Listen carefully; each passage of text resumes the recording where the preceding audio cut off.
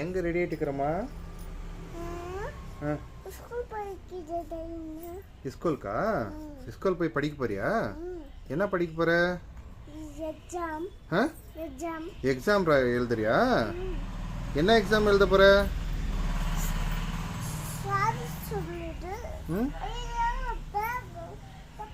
இந்த பேக்ல என்ன இருக்கு?